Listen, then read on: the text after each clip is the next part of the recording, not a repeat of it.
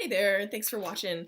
Today I am here to share with you the one single action that I think more than anything else is responsible for pulling me out of kind of a difficult time. So last year in sort of late January, February, and March, went through some rocky times. I mean, I know that every year kind of has its ups and downs. In this case, I was dealing with the closure of an association. It wasn't a relationship, but it closed in a very public, very not fun or exciting way. But it did close, which I was hugely thankful for. It was just really messy and I say painful, but I feel like having the closure was better than having it just kind of limp along. So I was dealing with that relationship ceasing. And then I was dealing with stuff at work. I was released from my last job because my entire sort of division was laid off. Um, which was not exciting at all. And of course they were happening like right at the same time. So it was like I got it at work and then I got it like personally. So not an exciting or fun time at all for me. And I remember because I fought for myself in the relationship but at work I kind of knew. Like I'd seen the writing and it was like, okay, I knew what was coming. But in the relationship, I really fought for closure and thank God, like my mom was there and my mom really stood by me as well. So I feel like um, there's always aid if you look for it, and if you look, there are always people on your side, even when it feels like you're being attacked. So that's definitely how I felt, and I remember driving home from a meeting, which ended really well, but was just really devastating. Um, Something can be good and devastating at the same time.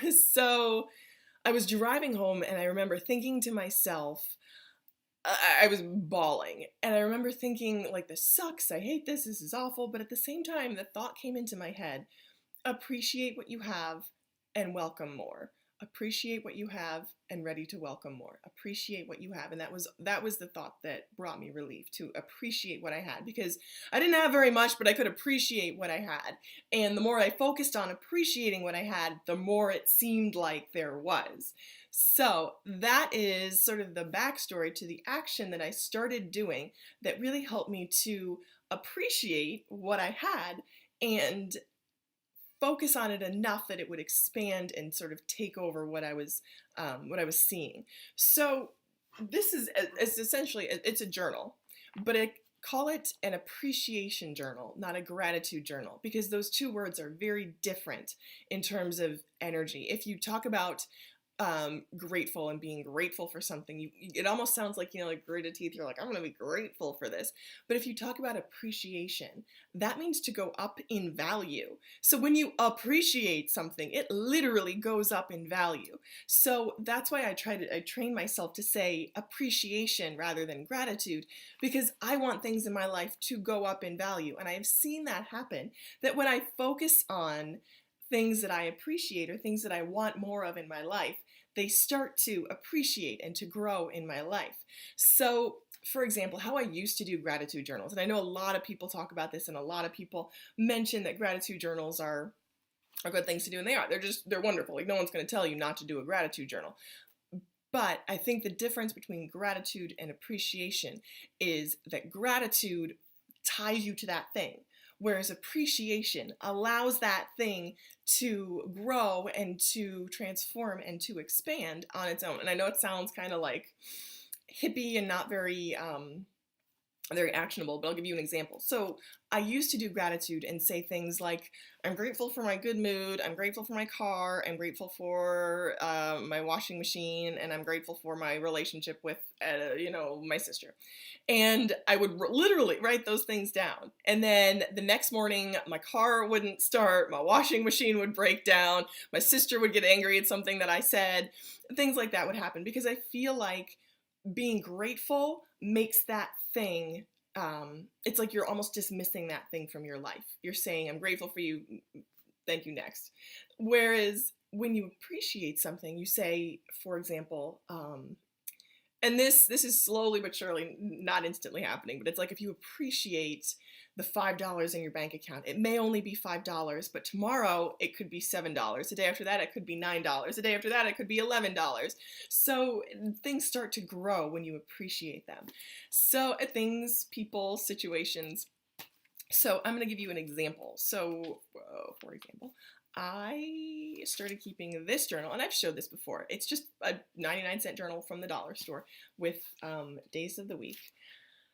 And every day I make a practice to write down at least 5 things that I appreciate and things that I want to grow in my life. So I started this right around April of last year, and that's when it sort of like when things started to tick back up in my life. And I don't know, that's just cyclical. I know that there's just sort of a natural sort of ebb and flow to life and to years on the whole. This was a huge part of my flow upward. So by doing this, I remind myself, A, that life is a cycle, and B, that I am absolutely 100%, no matter what else is going on in the world, I'm 100% in control of my time, my attention, my thoughts, and my actions. And that, even right now, is hugely, hugely powerful and helpful. I might not be able to control other people's thoughts, decisions, or actions. I might not be able to control what's going on at work or what's going on, anywhere else, but I can control my own thoughts, ideas, actions, mindset. So this writing down my appreciations is a huge part of controlling my mindset and sending it to a positive place. So that's what I have to, then this is what I do. For example, for for January I did not write very much because it's just a transitional month. To be honest, I didn't make it a priority, but I also didn't have another book. Now that I'm using this planner, it's become my gratitude planner, and I love it. So the gratitudes were safety on the road, staff at a store, the workflow, peace and autonomy, 2 friends, and then the experience I had in a certain portion of life. So this has been number 1, the most powerful tool in changing my own mindset. It's not overnight, but it will help you find relief almost instantly. So that's what I wanted to share with you. If you have any questions or if you have an experience with appreciation in your life, I'd love to hear it. If you leave it in the comment below, it's so exciting to hear how you're using your mindset and your own individual decisions to bring growth and abundance and life into your life. So thanks again for watching, and I hope that you'll keep watching.